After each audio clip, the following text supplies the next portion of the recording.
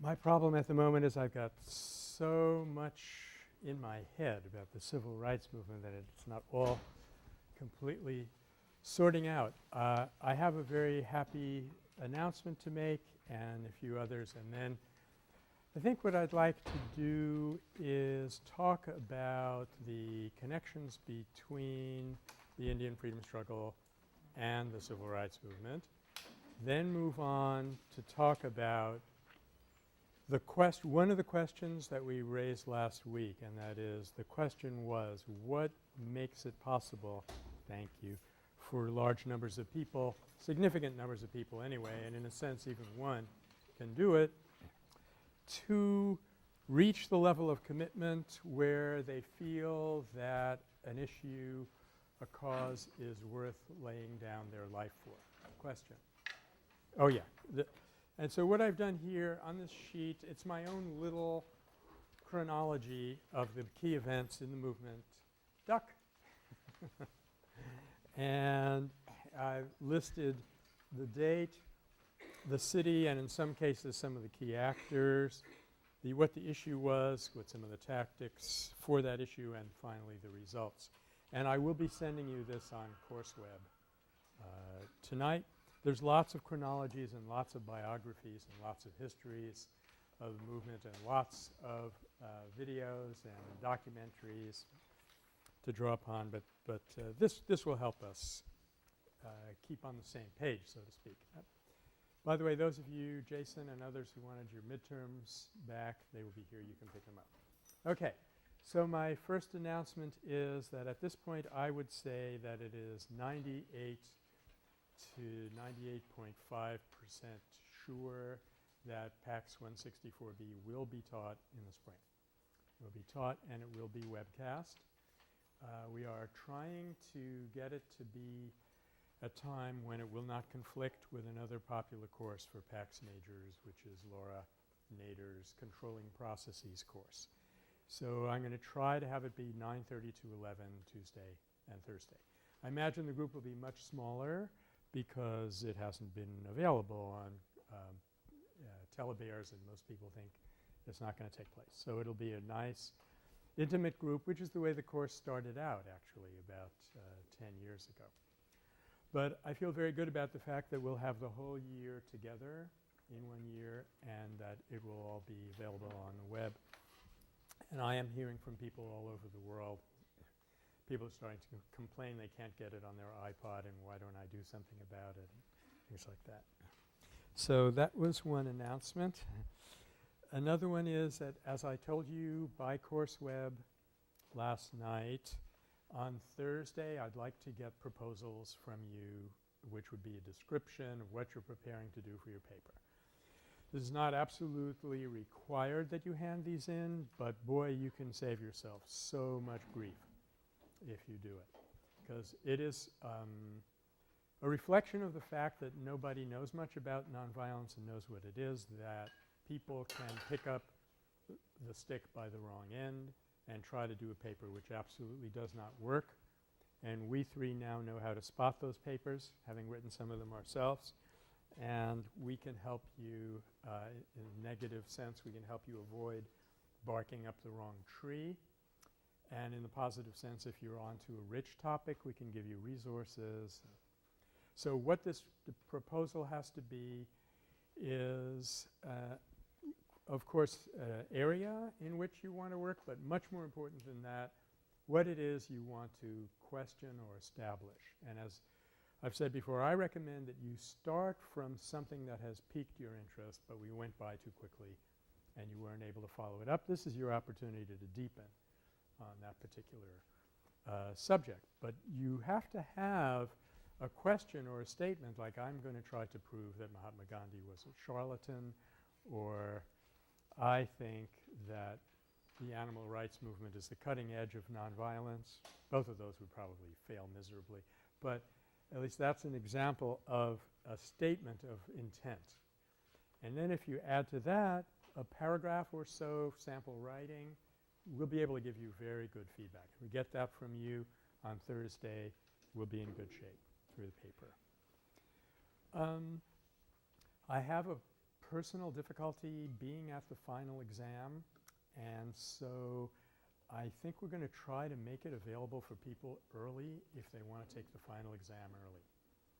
Usually it's people want to have more time to study, but sometimes people want to go home for the holidays. And if you've been thinking that you might want to go home early, we will try to accommodate you in terms of the exam. The exam, we don't have to talk about it right now, but yes, it will be very similar to the midterm. I always hand them out a little sooner. We will try. Yeah. I'm free of intestinal parasites at this point, and so we should have at least – it's just well, no, I won't finish that sentence. I was going to say something unkind about a group of people that I have to work with. I think we should be able to try to get them out earlier so that you can form study groups and be bugging Lara and Eli. A little breaking news announcement. The film La Guerra Ho Munabai, which is sweeping India and every part of the world where there are lots of Indians, like Silicon Valley and Houston, Texas, and turning everybody's attention to Gandhi. And it is a statement about modern culture that has to be out there on video, or no, it's not real for people. But not to get into that argument right now. Anyway, I'm happy to share with you that that film was shown at a full session of the United Nations. Like all these top-ranking diplomats sitting around watching a 140-minute comedic production of the life of Gandhi. A request, if anybody is familiar with WordPress and knows how to set up blogging software, please come and talk to me after the class. Okay. So now let's move into the question of the connections between the civil rights movement as it happened here and the freedom struggle in India. This is one of those many things in the nonviolence world which we had sort of a vague feeling that it probably happened, but we really didn't have any documentary evidence. And then Professor Sudarshan Kapoor, who is at Naropa. There are two professors called Sudarshan Kapoor. One is at Fresno and the other is at Naropa. They're both nice guys and they both study Gandhi, which is quite an astounding coincidence. Anyway, the other Sudarshan Kapoor, the one in Naropa in Boulder, finally wrote a book called Raising Up a Prophet, in which he documented the manifold connections between the two movements. As you know from reading my book, a delegation of African Americans showed up at Gandhi's ashram in the mid-30s and said, "You must come to America." And he said, "If I come to America, I will fail in India and accomplish nothing in America. Whereas if I stay here, I may be able to create an ocular demonstration of the power of nonviolence, which will be free for people to use." And Martin Luther King was, I think, about 6 or 8 years old at the time of that conversation. So incidentally, what topic would we call this? Gandhi saying, "No point in me going to America, I'll lose everything, but if I do it here, the influence will spread." Amy? No fresh issue? Sorry? Is it like no fresh issue? Oh. No, I wouldn't call it that. I can see why you said that, but I wouldn't call it no fresh issue. Ami? No, this is interesting. It's Swadeshi, yeah. It's clearly a case of local activism, and it shows, I mean, in this case, the locale is a subcontinent with 300 million people on it, but it does show you it's the same logic by which Gandhi had to resist taking up the cause of the Zulus and the Xhosa and other peoples in South Africa. Because to do that, it would have been an enormous loss in efficiency because they would not have understood his culture, his language. But if by succeeding, he left them a legacy that they could learn to adapt to their own indigenous purposes. Now, one thing we haven't discussed in connection with these key terms, Swadeshi, Swaraj, what was the other Swar word? Svashakti, person power. One thing we haven't discussed is that it's characteristic of Gandhi's vocabulary that these terms can be read, can be applied on different levels. So in the case of Swadeshi, I would say the most superficial level is the political economic level. If you boycott foreign goods, like the Palestinians decided to boycott Israeli cigarettes at one point and smoke only Palestinian cigarettes. I think it would have been slightly better not to smoke any cigarettes. But anyway, from the Swadeshi point of view, that was a good maneuver. That is a concrete but rather superficial level at which the concept gets implemented. But there's also the question of an indigenous culture, and it's here that Gandhi is able to see that turning India into a militant state, imitating a Western national security state, was totally wrong for India. That India was not a centralized nation state inherently, and it was definitely not based on military power. If he'd gone that route, which a lot of Indians wanted him to do, he would have set up what he called Anglistan and not free India, but an England in India. So that's a much deeper cut at what the word Swadeshi means. And finally, I think you can take it down to the personal level and say that, look, I have certain limitations. We're not going to discuss them here, right? I have certain limitations and certain assets. Those we can discuss.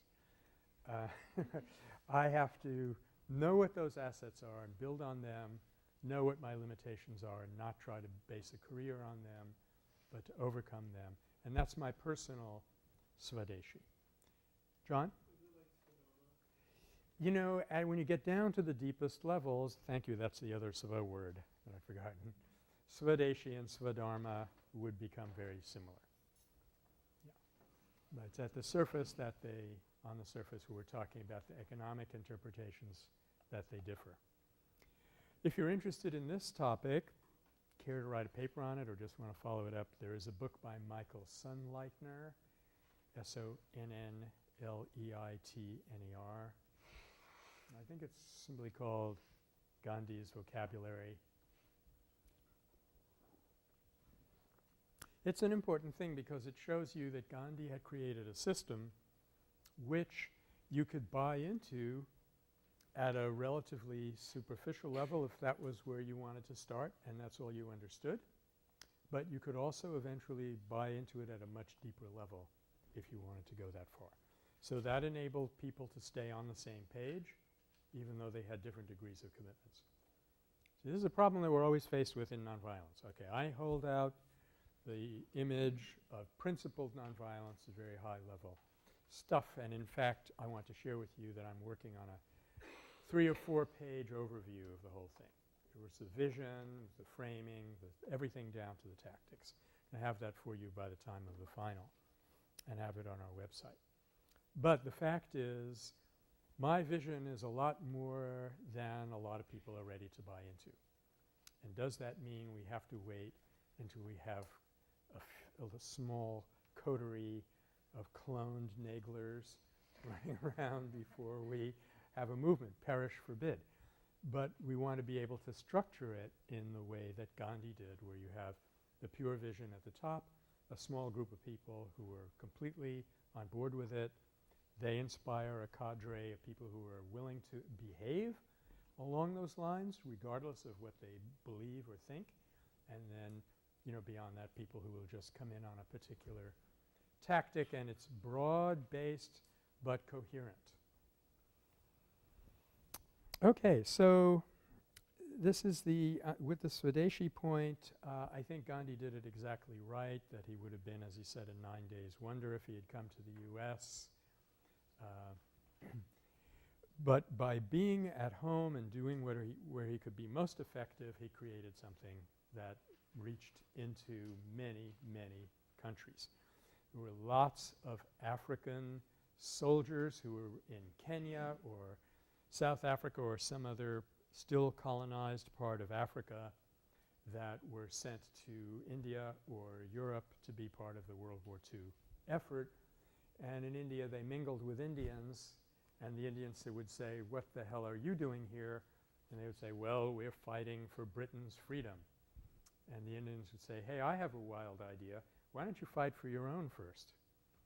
And that actually launched it triggered an avalanche of freedom movements, some of which were very un-Gandhian, like the Mau Mau movement in Kenya, but others were explicitly attempting to follow Gandhian nonviolence as best they could understand it and implement it. And it, you know, it said that dozens of countries decolonized as a result of what Gandhi was doing in India. In that case, the British unwittingly messed themselves up by bringing in African soldiers to India where they were infected with Gandhian ideas. They went back and rebelled against them. But in terms of the civil rights movement, this is probably the biggest post-Gandhi nonviolent movement. I would say that's still true, even though there have been countries now, like in Eastern Europe, where larger numbers of people were involved in terms of the depth of the nonviolence, in terms of the intensity of the dehumanization being way, way up there on the curve. This was the most spectacular movement, and it was early. It starts in the middle of the 50s. And the fact is, which we completely did not know, dozens of Gandhian activists came to the U.S. and dozens of civil rights leaders went to India before the movement started. So when we're looking next semester, I'm happy to be able to say we really will be looking next semester at what are the ingredients that help a movement succeed. One of them is contact with a past successful movement where lessons have been learned about what to avoid and what to do. Now, one particular example from Kapoor's book,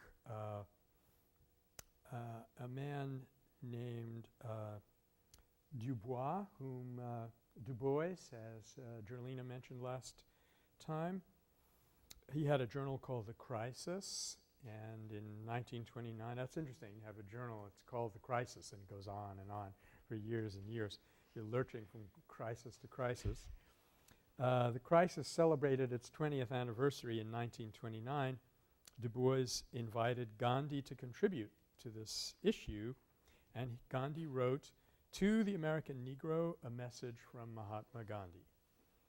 And just to read you one paragraph from that, Gandhi said, "Let not the 12 million Negroes be ashamed of the fact that they are the grandchildren of slaves.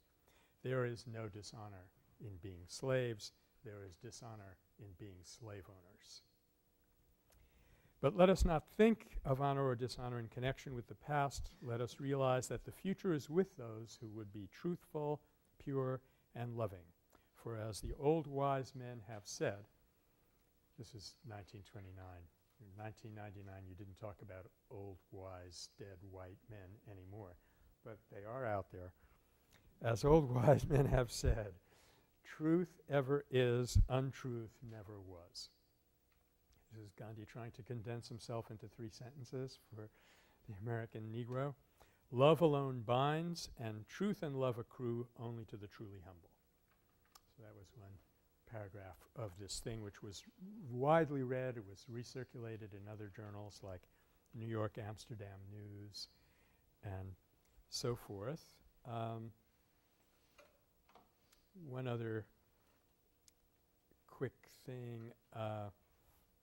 Much later, in 1951, a Gandhian by the name of Lohia and another by the name of Krishnalal Sridharani. These are not names you necessarily need to remember for your final, but Krishnalal Sridharani wrote a book called War Without Weapons, which is an important anthology of Gandhi's stuff. And Lohia, also North Indian, they toured America. They went to Fisk University which is a black college, he urged African Americans to do, quote, a little jail going rather than face indignities on a daily basis. And the president of the university said, no, we are not like India. Here we have the law and constitution on our side. That's the point to which we have to recur, incidentally. Besides, the president added, we are too weak a minority in America, just 13 millions. It can never happen here. That was 1951. 4 years later, Rosa Parks refused to get off the bus, and it all came down. Another place that Lohia visited was, and again this is something that Julina mentioned last week, Highlander Folk School, which is a good example of an institutional training center which at least inspired people to stand up on their own 2 feet. In the immortal words of Charles Hamilton Houston, a black lawyer who had argued for desegregation much earlier, he said, I would rather die on my feet than live on my knees. At least inspired people with that. Rosa Parks went to that school, and they did learn stuff about nonviolence there. I keep coming back to this because I really feel that the biggest leverage we have now to tremendously increase the effect and power of nonviolence in the world is what we sometimes call in the peace movement interpretation. There's packaging what has happened so that other people can learn from it. And discontinuity has been the biggest problem in the peace movement for decades. Every time some kind of atrocity happens, they invade yet another small country somewhere, people say, oh, this is too much. They have to reinvent the wheel, start from scratch, and we're very, very weak that way. This problem is slowly being fixed. But I think that education and training are key elements to increasing the power of nonviolence right now. There's still the magic, which we're going to talk about pretty soon. But what happens to inspire people to stand up there and say, go ahead and kill me, I'm not going back? That's something that you don't achieve by mere education. There, I said it and I'm glad. I hope I'm not a traitor to my profession, but that is the actual fact.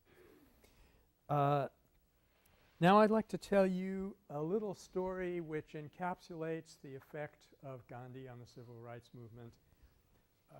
I am, again, about 98% sure that this actually happened. Martin Luther King does not talk about it in any of his writings, but I heard it from Arun Gandhi, and he heard it directly from the person who was the curator of the Gandhi Museum, and I'm not even totally sure what city it was in, but let's say it was Madras, as I think it was in the south. It was not the famous one in Delhi, but the house that Gandhi used to stay in when he was visiting Madras, whenever he went there. So Martin Luther and Loretta come to India.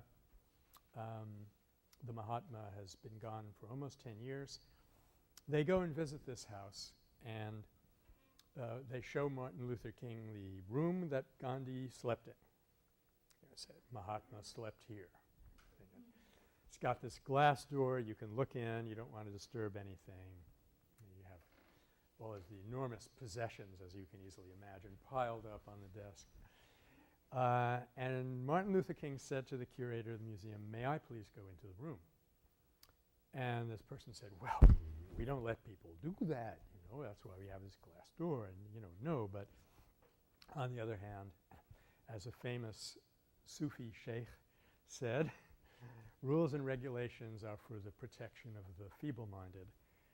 And this person said, all right, you know, am I going to say no to Martin Luther King Jr.? That doesn't compute. So, okay, yeah, go ahead, go in. Didn't probably even ask him for a bribe. So he goes in there, and it's, you know, like 2 in the afternoon, and then comes closing time, 6 in the evening or something. He goes up to the room. King is still sitting there in the corner, taps on the glass and says, time to leave now, we're closing up the museum. And Martin Luther tells him or her by sign, I'm not leaving. So, you know, this guy knows how to do a sit-in. So it's not going to be very easy to dislodge him. So the curator is getting very nervous, very unhappy. But she, I think it's a she, again, you know, Martin Luther King, you're not going to say you can't stay there, probably be changing the course of history for the worse. So this person went home repeating his mantra or her mantra, I'm sure, saying, oh, I hope I don't get in trouble. Goes in the next morning, opens up the museum at 10 o'clock, still no Martin Luther King. Long story short, after lunch sometime about 2 o'clock in the afternoon, at last the door opens and Martin Luther comes out, comes down and quietly says to this person, now I can go back to my country and do my work. So what went on in that period of time, we do not know. I don't think we'll ever know. Joy? As I said, I don't know for sure. So the point is that he felt that he had absorbed some kind of influence and some kind of strength from the Mahatma, even in his physical absence. And I am not going to sit here and say that such a thing is impossible, that, you know, when the body dies there's no more person there, because that would not be what I believe. So that's just an insider story for y'all. Hope you enjoyed it, and be sure to attribute it to the Metta Center if you go and publish it anywhere. And it does show you — I have a couple of other stories too. If we had more time, I would share them with you also, that show that while we're finished reading Sudarshan Kapoor's book and we're talking about all these people and ideas traveling back and forth, there's also an unseen influence which nobody at this point in time knows how to document. But that does bring me to the next question that I wanted to discuss with all of us, and that is what makes this possible for people to really, really respond in the face of horrendous threats. If you read The Way Out of No Way by Andrew Young, who's one of the several civil rights activists who became quite successful in various kinds of careers because of the high prestige of the civil rights movement. You know, you get streets named after you, stuff like that. No concrete changes, but cafes, streets, things like that. John Lewis, whom you mentioned, Jerlina, he's actually a congressman. Now he's one of the 25 members of the Peace Caucus in the U.S. Congress. Maybe it's like 30 members by now after last week. But Andrew Young was one of those who had quite a brilliant career. But at this point he was just a young black guy who was part of the movement, and he talks about being at a demonstration where they were trying to move into a particular area. They were being blocked. So this is a classic case. We've seen this ever since the South Africa days. You want to go somewhere and prejudiced people are saying you can't come in here because you're the wrong race. They were brutally attacked. Andy Young was beaten unconscious, and they dragged him away to recover, and as soon as he recovered consciousness he said, where are they? Let's go back. Now that to me is absolutely incredible. Here you are, you know, you're just beaten black and blue. You don't know whether you've got all your bones intact.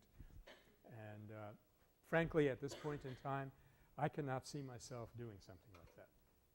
But I know that there is some kind of magic that enables people to operate from a much deeper level. There's a little story about a woman in San Francisco heard a noise out in front of her house and ran out. The car had turned over and had pinned her 2-year-old boy underneath the car. And all these men were saying, oh my God, what are we going to do? You know, get a tow truck, get crowbars. And this woman ran out, picked up the car, they lifted out the boy, and she put it back down. You know, it just shows you it's a little bit like that, only maybe not so much in terms of physical strength, but we have these capacities. We don't know we have them. We read 3,000 commercial messages a day that tell us we do not have them. We have to buy something from outside to make ourselves happy, and so on and so forth. Something manages to turn that around. We come out from under this, what my friend David Korten called trance, the mass media trance, and we can behave like real human beings. Incidentally, to finish that story, they did march right back up to those same men who had just beaten them so viciously. They heard the sound of breaking bottles. And you know what that means. You know, they break an empty bottle and they push it in your face. And they were walking right back into that same crowd when the sheriff's car came up, zoom, and stopped in between the marchers and the rednecks, rolled down the window and said, "Let them through," and drove off, and that was the end of it. So this is my question, and I want to start us off in our discussion of it with a comment that was part of the documentary that you saw, Time for Justice. And in fact, it was Andy Young, the narrator, who makes this comment. He makes it in the context of the beating of the Freedom Riders in Anniston, Mississippi. And you saw that famous image of this theology student, Jim Schwerd, pulling some conveniently loosened teeth out of his lower jaw. Zoe? Yeah, when you were talking about some kind of change of heart that happens, that occurs when people commit themselves to nonviolence, I actually thought of James Sword because when they arrived at Anniston, you know, people were crowding the bus terminal, and it was very obvious. And obviously, the Freedom Riders departed knowing that violence or lives, you know, could be lost. And James Sword looked at the crowd, and he walked right into it, and he said, he went first out of the bus, and he said, "If you want to hurt my brothers, you're going to have to kill me first." And he just walked right into the clubs and the lead pipes, and you know, then this occurred. Yeah, for benefit of our international audience, what Zoe just shared with us was that at that terrible scene in Anniston where you had this most menacing imaginable mob, James Sword walked into that mob and said, "If you're going to hurt my brothers, you're going to have to kill me first." And they practically did. So my theory is that every one of us is capable of that, but at the moment, personally, I don't feel like I could do it. Somebody in this class a couple of years ago once asked me, "Do you think you'd be able to do that, Professor Nagler?" And I said, "Well, if you guys were watching me, I guess I'd have to." But there is something, you called it a change of heart, Zoe. I guess that's as good a term as any, that makes this possible, and makes it possible to happen in a sustained way to a large number of people. And once that force is unleashed, I'm going to say there is nothing in the world that can stop it. So that's the real mystery. So the statement that James Bond makes is you feel the pain. Now this is subtle stuff here. You feel the pain, but you don't get bitter because you're involved in a struggle that's bigger than yourself. Okay? Now, next semester, feels so good to be able to say that. Next semester, we're going to look at a film which is a documentary on 4 People's Power uprisings that have happened since the Civil Rights Movement. One of them is Chile. And in one of them, a woman says, and I wish we could hear the Spanish because I'd really like to know exactly what words she's using, but this is a woman whose son, his 23-4-year-old son, was disappeared by the junta under Pinochet. And she said, at a certain point, what I felt was not so much anger, it was a rage. Probably un furio. And what seems to me is going on here is that people are, and as we had, it's invaluable to have the experience of people who are actually going through this.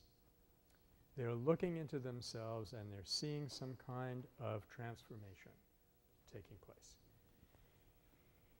So I want us to talk about that a little bit. What do you think this transformation is? What are the key elements? What enables it?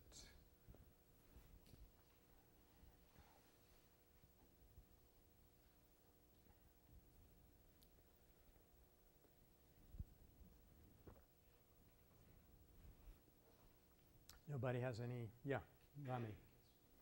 Kind of like a paradox or repression, but kind of at a spiritual level, like inside when I don't know. I keep on thinking of Mario Savio in that speech about the wheels of, Yeah. you know, you get so pent up, and it's like this paradox of inner repression, I guess. Yeah, And that you is. the only catharsis is it's not verbal, it's action. That is extremely interesting. I'm really glad I opened this up for discussion because that had not dawned on me. But you're calling this, and I think we can add this to our vocabulary, the paradox of inner repression. That in order for there to be a paradox of repression in which communities react and say we can't go on living here, and partly this is an external thing, and there's a sociologist by the name of Ted Gurr, G-U-R-R, who's written a book called Why Men Rebel, and he talks about crossing the line from poverty to destitution. People can endure poverty for a long, long time, but destitution means you can't live anymore. Your kids are dying. You've got to fight back because whatever will happen to you is not as bad as what's going on. But what you're talking about is a much subtler inner changeover where something inside you just stands up and says, in the immortal words of E.E. Cummings, who was an important poet for my generation, there is some S period I will not eat. You know, you just reach a point where you say, I don't care what you're going to do to me, it's not as bad. And you very rightly emphasize that you need some outlet, and that outlet has to be in terms of action and not just in words. There's a film clip that I have sometimes used, which of all things is taken from A Bug's Life animation. You know the last scene in The Bug's Life where the grasshoppers are terrorizing the ants? And the ants, of course, are much more numerous, but they're ants. So they don't know that they have any power. So there's this one ant he's a troublemaker in the community, actually. The queen is not so sure she likes this guy, unhappy about the fact that her daughter has fallen in love with him. Yes, even ants deserve a little happiness, I guess. And this guy, when the grasshoppers are terrorizing them, he makes some trouble. And Hopper, who is the chief grasshopper — I'm a little bit embarrassed about sharing this absurd scene with you. I hope my colleagues don't get wind of this. Hopper just goes, and one of these big grasshoppers walks over on 4 of his legs and beats thud. You hear thud, plunk. Oh, and all the ants are going, oh, oh. So they think they've taken care of this young ant whose name I forget. You've seen, you know, they look alike to some extent. But then Hopper is going on about, you ants, you're dirt. In fact, you're lower than dirt. Look at you. You're living down under the surface of the earth. And suddenly this little voice pipes up and says, that's not true, Hopper. And our little ant hero has gotten up. And he starts walking towards Hopper irrationally. And all these, you know, millions of ants, they suddenly link arms, which is very impressive since they have 6 apiece. Click, click, click, click, click, click, click, clackety, clack, clack. It's like this monster zipper going down. And suddenly Hopper realizes that he's had it because something has roused these people. They've done their worst, and it wasn't enough. In fact, it backfired. So that's a very good way, I think, to start thinking about it. It's a paradox of inner repression. People just reach a point where they can't take it lying down anymore. Mm-hmm. I think it's also important to note that violence also is a possibility or an outcome of such paradox of inner repression. Sometimes violence can be the outcome. Of course people can respond with violence. Personally, I think that change is really not as deep. It's on another order of magnitude because really what you're just doing is reflecting back to the person what they've come at you with. But to respond with nonviolence is to say utterly, no, I will not do this. In fact, to just share with you, how I got started in nonviolence. I was sitting on my motorcycle in Greenwich Village. This is a very embarrassing set of disclosures all day here. I was on Houston Street in front of our favorite coffee shop and talking with somebody, and there was a convertible behind me with the radio on, and it was a meeting, a rally going on in the South with civil rights people. And one of the civil rights people said, well, they beat up on us. How come we don't beat up on them? And the person said, because we're not like that. We are not that kind of person. You know, let them be like that if they want to. But that's not who we are. And that just, the scales fell off my eyes. They're probably still lying there in the gutter on 4th Street in Houston in Greenwich Village. But it's that very infectious sometimes, that realization that you can be a different kind of human being. And I don't think that's happening if you respond with violence. Now, having said that, there is one case that Gandhi considered somewhat of an exception to what I just said. The invasion of Poland, 1940, I think, something like that. You weren't around yet. Gandhi said the resistance by the Poles, by the Polish army to the Germans, I am going to call almost nonviolence, because they knew that they would be crushed to atoms, but they felt that the most noble course open to them was to resist.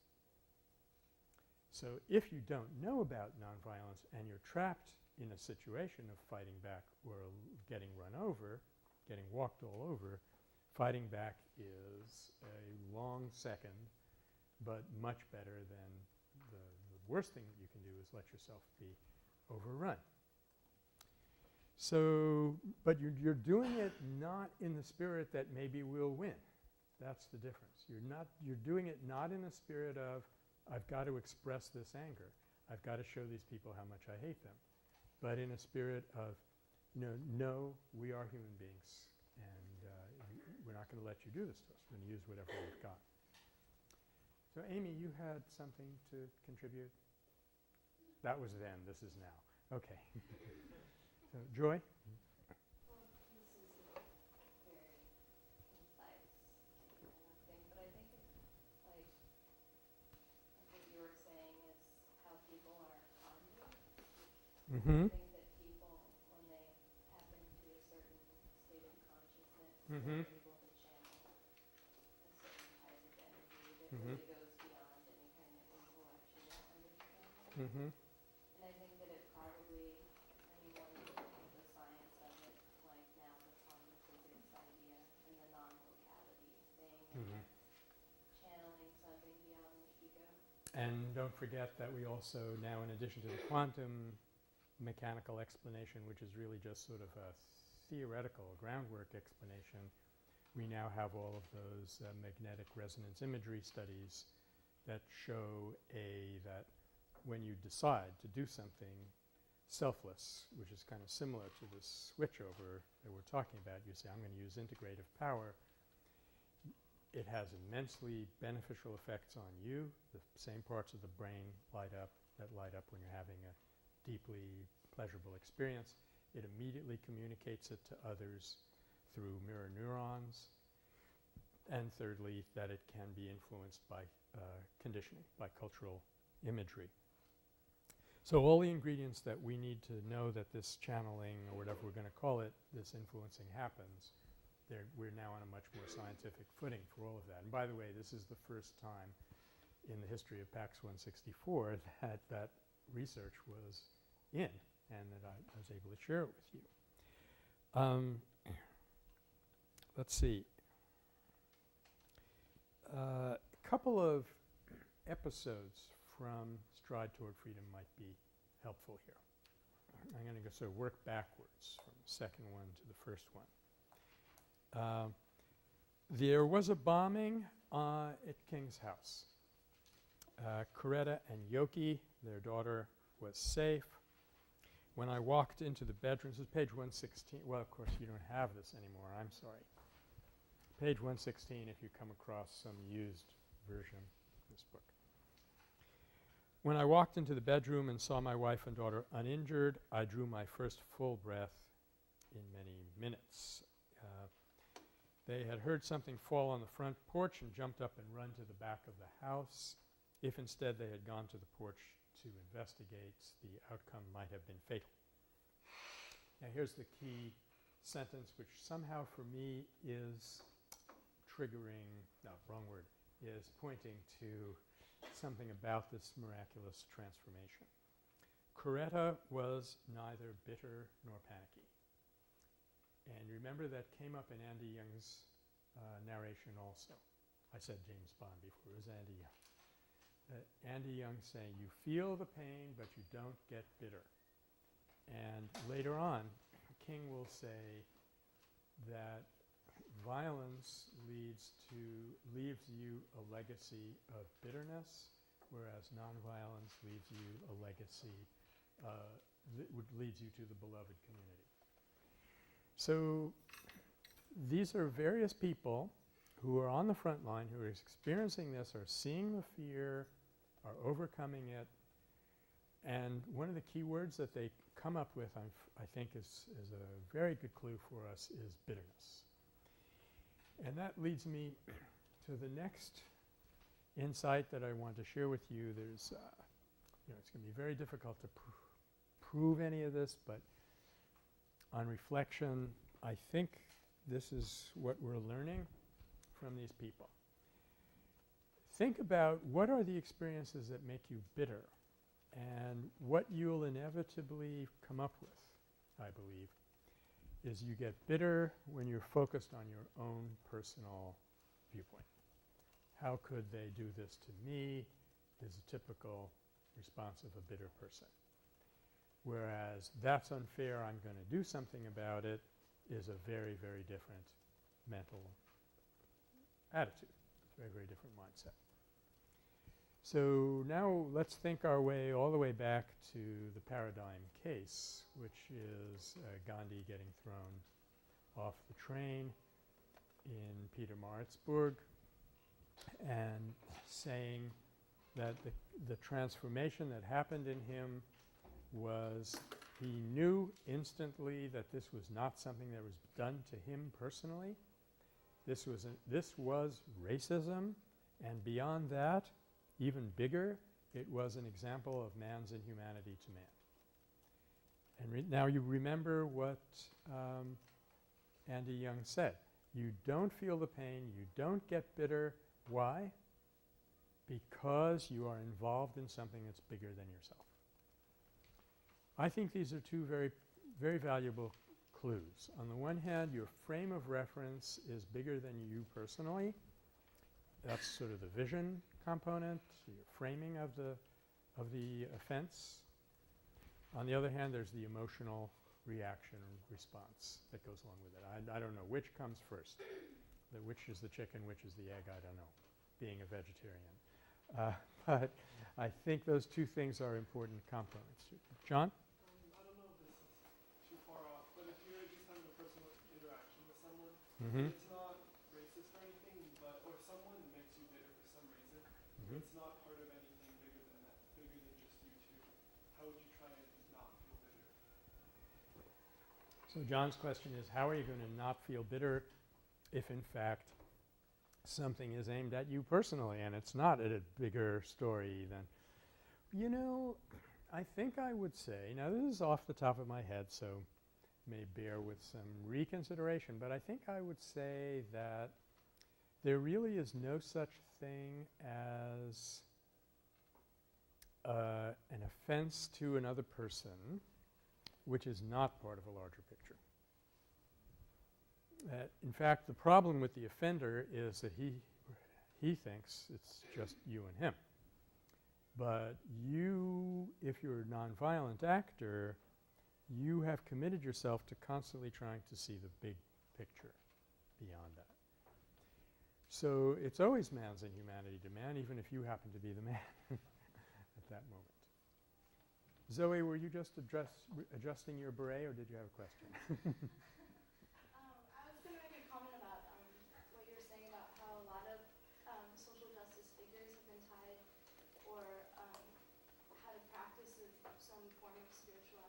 Uh-huh. because a lot of times activism is motivated by like an internal understanding of non-duality, Mm-hmm. and from non-duality, there's no crime against man against man because there's no man. There's Yeah. the concept of dual, like a binary. This is a very good observation that if you come into nonviolence because you already have a vision that we are not separate from one another, or you're calling that non-duality, then already in your worldview there is no such thing as a personal attack by one individual against another, because the whole idea of an individual so radically separate that his or her well-being can be served by the suffering of another is completely false.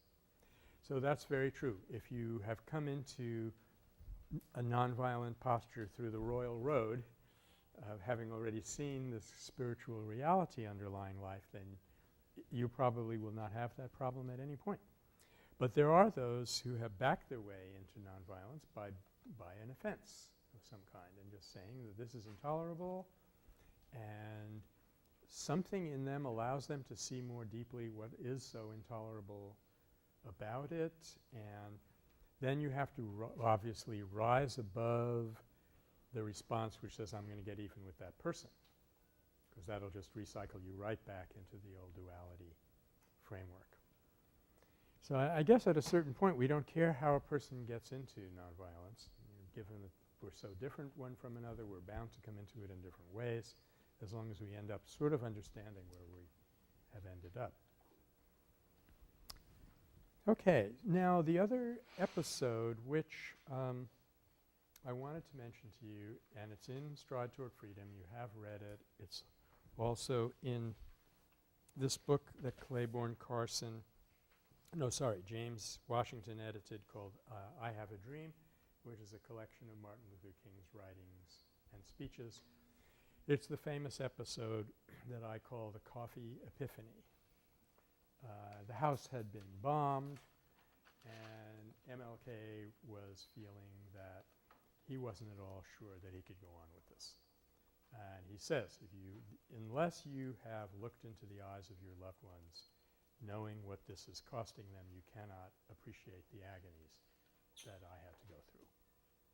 And of course Gandhi had to go through that too. I think I've shared with you, the story of when they had these horrific riots and he was going to one location.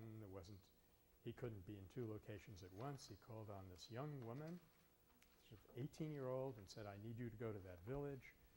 And Madeline Slade said, what are you talking about? They're raping people. They're killing people. You can't send a young girl there. He called this girl over in front of Madeline Slade, and he looked at her and said, I don't believe in death. Do you? She said, no, Bapu. He said, very good. Go. Well, not unlike that, Martin Luther King was suddenly feeling that he was not only risking his own life, but he now had – there's nothing like having a 3-month-old daughter to change your outlook on life.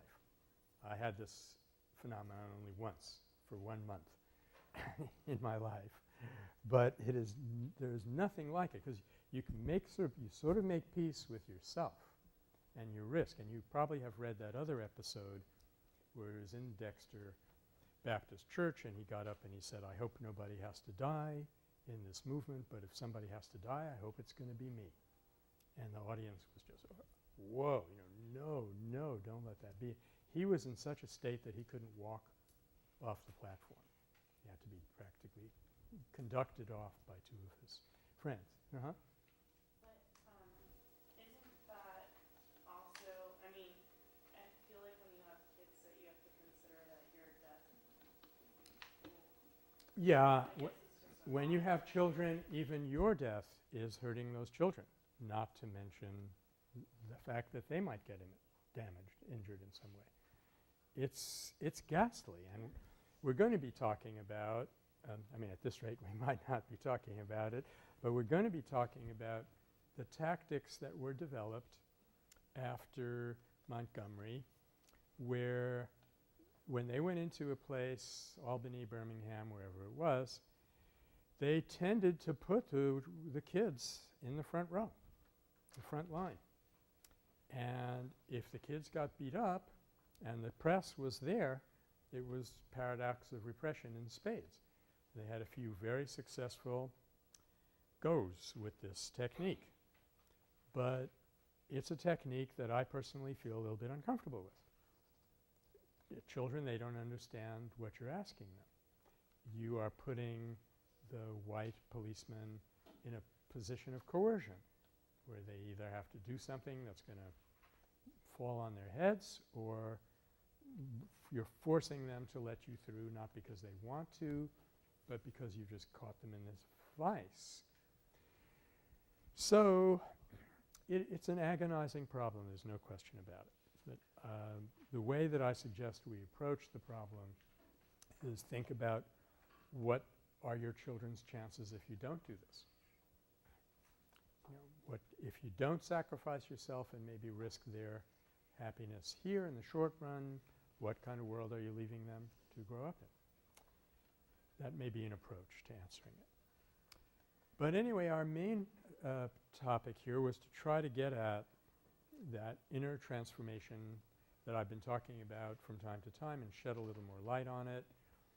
And we've said that it has these two components. You're not looking at it as something that affects only you personally, and you're not yielding to bitterness. There may be a response which is very powerful and may deserve the word rage, but somehow rage is different from anger the way these people are using the word. Rage is, this is intolerable, I must do something, where anger is, you are a no good blankety blank and I'm going to make you understand that. Okay? So that's two things. Now, the other episode that I wanted us to have in mind, and I'm sure you're quite familiar with it, was you know, the bomb had been placed on their porch. He was thinking now not only about his own safety, but this new vulnerability that he had, having a 3-month-old daughter, which is, I say, is like nothing quite like it, to make you feel vulnerable. And he goes into the kitchen. He gets a horrific phone call. You know, in those days they didn't have spam filters, so he has to listen to this cracker going on and on about, you know, we're going to kill you and your children and all this. It's in the middle of the night. And he goes into the kitchen, fixes himself a cup of coffee, and he said, Daddy's not here now, my mommy's not here now. He starts praying, Lord, I'm not sure I can go on. And he hears a voice saying, Martin Luther, stand up for freedom, and I will be with you always. Now, whatever we may say about that moment, whether you remember we faced a very similar question in 1931 with the Epic Fast, where people are saying, why are you doing this? And he said, well, God told me to. So people say, you might be having a hallucination. And he said, don't worry about it. I know what hallucinations are. This was not it.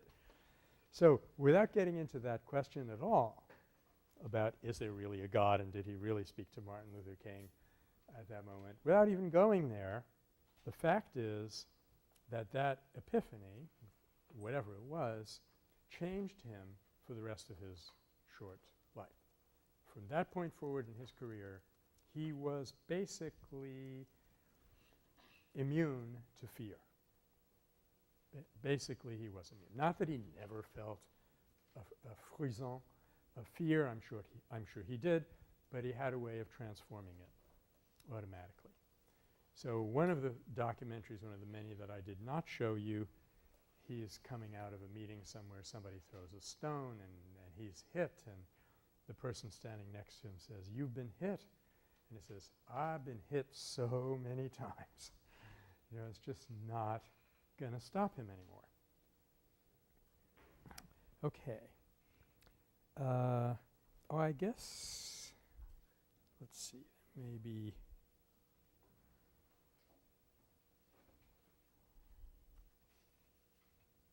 page 43. I may have something else to share with you here. Well, this is the exact wording for something that I quoted to you before. The way of violence leads to bitterness in the survivors and brutality in the destroyers. You remember what Gandhi said about World War II? Anybody remember that horrible observation he made? He said, you know, they asked him what's going to happen. Amy? If you use their methods, you're going to end up doing more harm in the long run. It was a little bit worse than that. You're on the right track, but he said the Allies will win, but in order to do so, they will have to become more brutal than Hitler because they have chosen to use his methods. So this is what King is also talking about. The way of violence leads to bitterness in those who survive the attacks, but it leads to the brutalization of the survivor, of the dominators. And incidentally, there's an excellent documentary out called Ground Truth, which was done by a friend of mine in L.A. Interviews with vets from Iraq, what this has done to them emotionally, spiritually. Brutality and destroyers, but the way of nonviolence leads to redemption and the creation of the beloved community. Okay.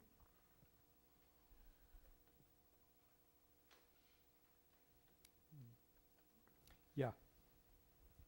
This is something that he said over and over again, and you've read it several times in The Stride Towards Freedom. The tension is not, in the South, is not between white people and Negro people. The struggle is rather between justice and injustice, between the forces of light and the forces of darkness. And if there is a victory, it will not be a victory merely for 50,000 Negroes, probably talking about Birmingham, but it will be a victory for justice, a victory for goodwill, a victory for democracy. So that was that component of always being able to see the big picture. Now, what does this remind you of in Gandhi's writings?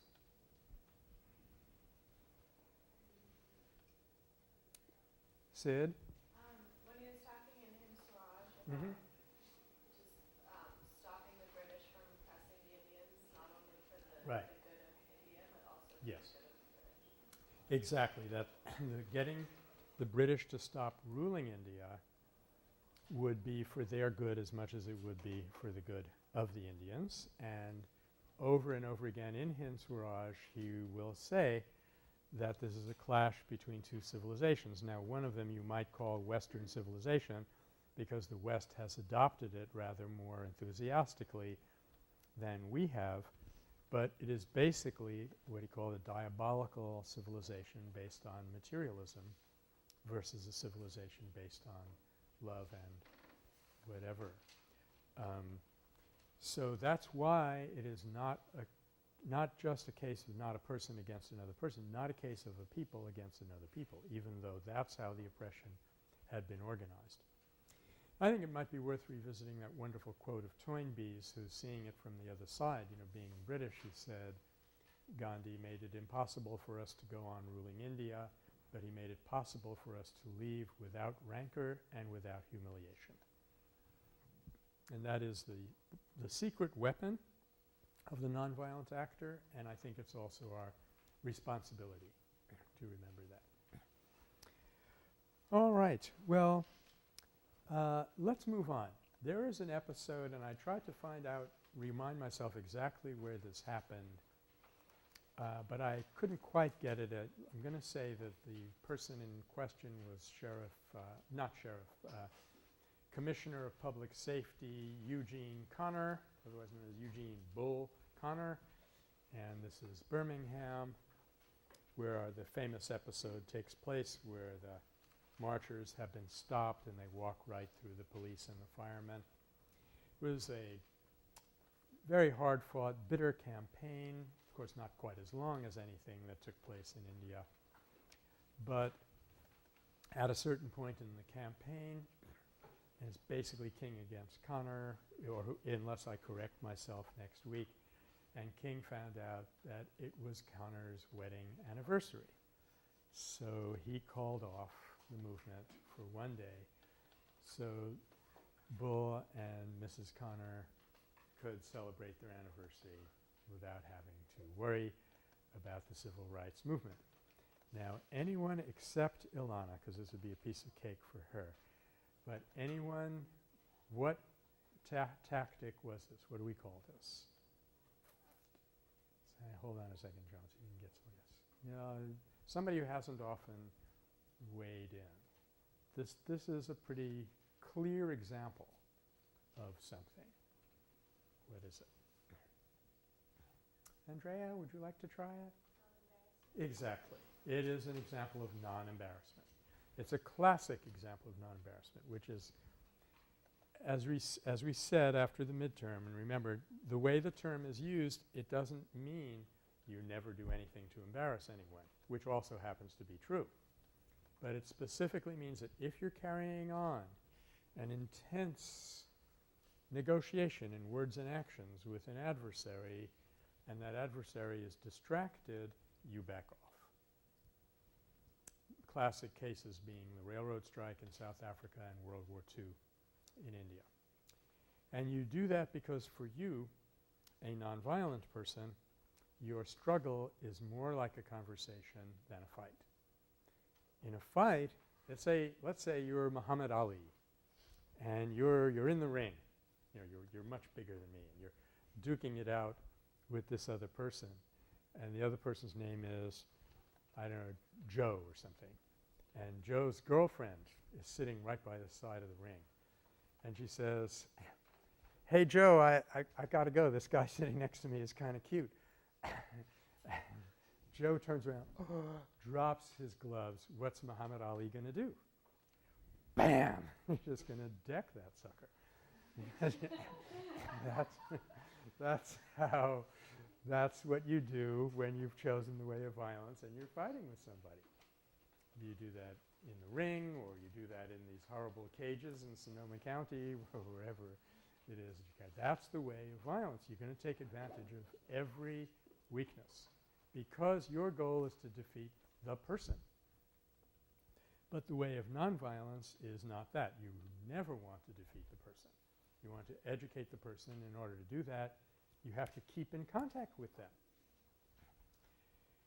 Over the last weekend, as you know, a UN envoy from Sweden, yay, this is the Swedish corner over here, went to have a talk with one of the most violent people on the planet, this Kony, who's the head of the Lord's Resistance Army. We're not going to start a description of what he's doing in northern Uganda, but I don't think there's a more dehumanized person operating at any scale on this planet right now.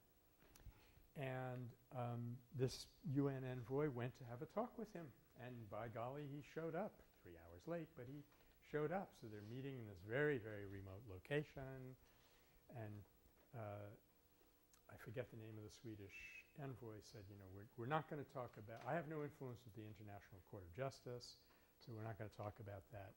But we are very concerned with the human rights abuses. We want you to release some of the men, women, and children. At the end of this conversation, Kony, this person who's in such a horrible state of mind, shook hands and smiled at him. And our Swedish counterpart shook hands with him, but he said to the journalists, "But I didn't smile at him. I know what he's been responsible for."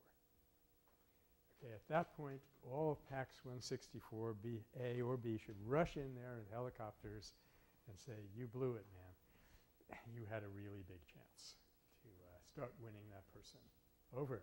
Because when you smile at a person, you're not condoning what the person is doing. You're affirming that he's still a person. And that without that, there is no way that you're going to get anywhere with that person in terms of a real change. Still, I mean, don't get me wrong.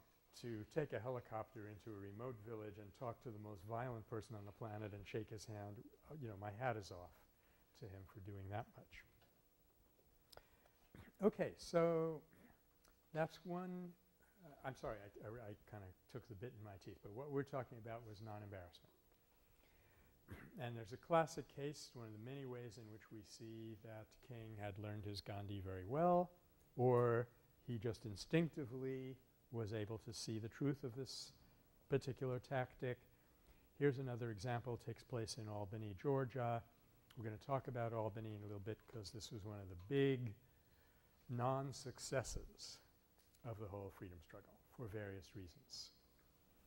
And the repression was off camera, so it did the movement no good, and at various times it was very, very bad.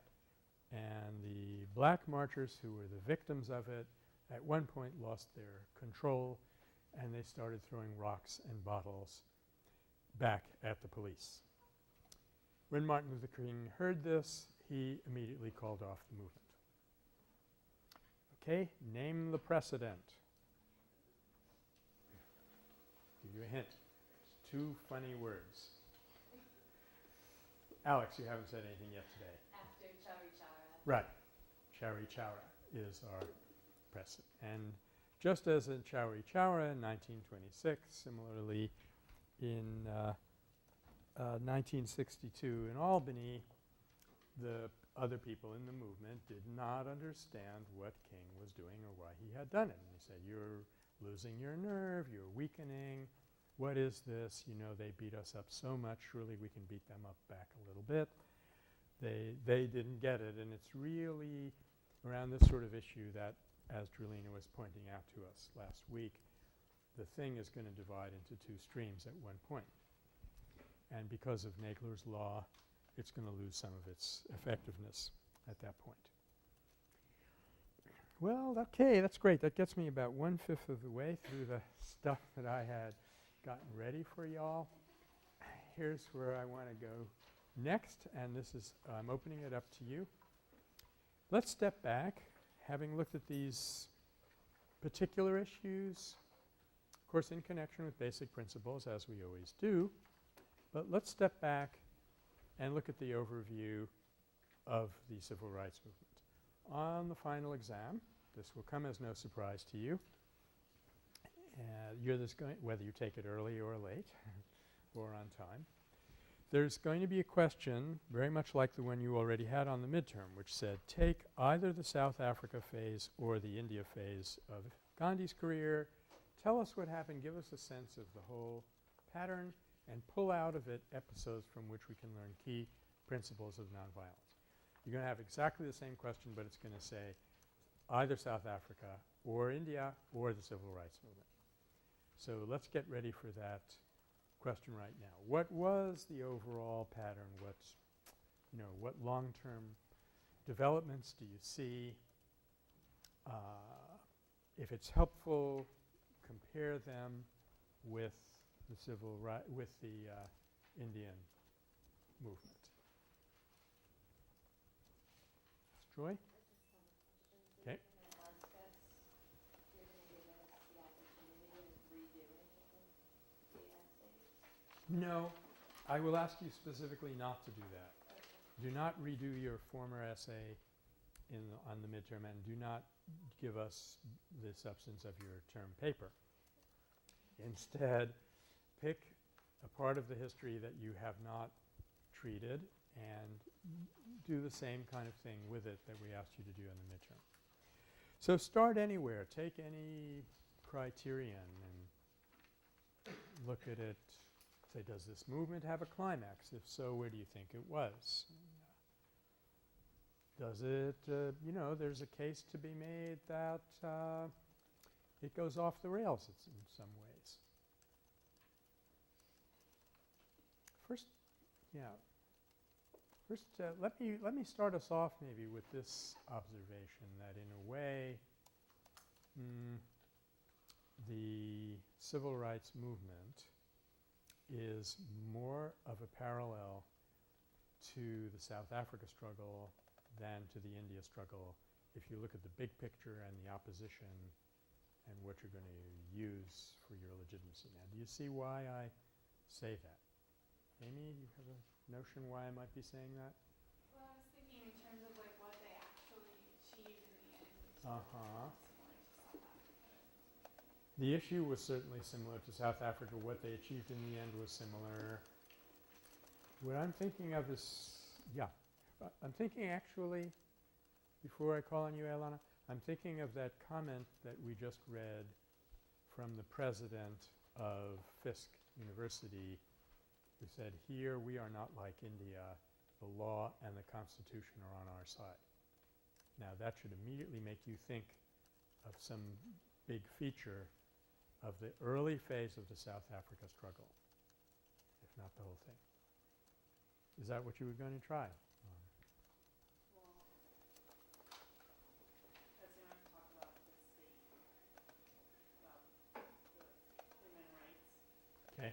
versus India was human rights, but it was also a state issue. A state issue, you say? Okay. See if you can get to, yeah. Was it that South Africa had the black laws and that Yeah. the U.S. had the Jim Crow laws? Yeah, they were both against similar kinds of dehumanization, violations of human rights, which had been encoded in the legal system. So Martin Luther King will say, hey, in the letter from Birmingham jail, you're telling us not to violate the law. Hey, there are two kinds of laws, you know. There's just ones and unjust ones. And I hope what we're doing is we are refusing to obey unjust laws. And not only is that the wrong thing to do, that is a requirement. That is the first responsibility of the citizen, to use Gandhi's terms. But I think of that comment made by Fiske.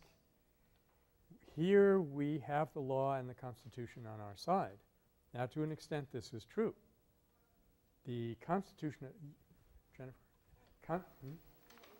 Hey, almost had you there. The Constitution of the United States does not countenance racial discrimination in the in the interstate transportation system. So what should this remind us of in the South Africa struggle? A hint. This is not necessarily a part of the struggle that we felt terrifically comfortable with. Yeah. Yeah. I was just going to say that moment, like where Rosa Parks was asked to leave her seat, was kind of similar to that moment where Gandhi was asked to leave his spot. That's self-evident, and in fact, to me, I burst out crying when I first realized that it's the same old story. You know, what Rosa Parks did is exactly what Martin Luther King did. Well, you know what I mean. At least I didn't misspell it right.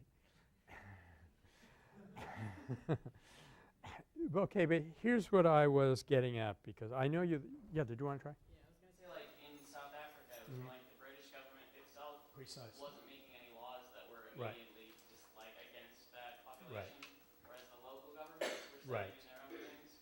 This is kind of the same situation. This is the same situation, and this is the point that I was leading up to. Everything else that everybody said was perfectly valid.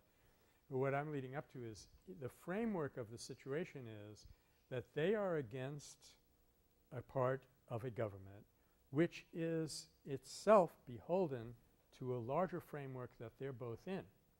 In Gandhi's case, it's the empire. Transvaal is a crown colony. They're supposed to do what British law mandates for colonies. And what he's doing is forcing them to obey laws that they're supposed to obey. So in a funny way, it's civil obedience, or it's civil disobedience / national or imperial obedience. Now this raises a deeper issue for us, and that is, to what extent is this persuasion and to what extent is this coercion? And I understand that when you saw the documentary when I was out sick, when the 101st Airborne trotted into Central High in Little Rock, Arkansas, you had some justifiable concerns about, hey, wait a minute, is this nonviolence? Just to give you a counter instance so you know what we're talking about, a group called a group that had a name that I can't remember went into the Balkans and attempted to break the siege of Sarajevo, and they managed to rent a couple of beat-up old buses, and they were proposing to drive these buses down through Sniper's Alley into Sarajevo. And UN Profor showed up and said, whoa, wait, this is dangerous. We can't let you do this. So what we're going to do is we're going to give you an armored personnel carrier in front and an APC in the back as your military escort. And this group, to their undying credit, practicing third-party nonviolent intervention. They said if we do that, we might as well go back home. That's not what we're about. Remember Nagler's Law? Well, I didn't actually say that, but someday they will say that. That violence plus nonviolence equals violence. No, we cannot do this. So they said thank you, but no. They refused to accept the escort, and nobody was hurt. So contrast that, if you will, with the 101st Airborne, and we'll start from there on Thursday. So if anybody knows that blog program that I mentioned, what's it called? WordPress. Please come and tell us about it.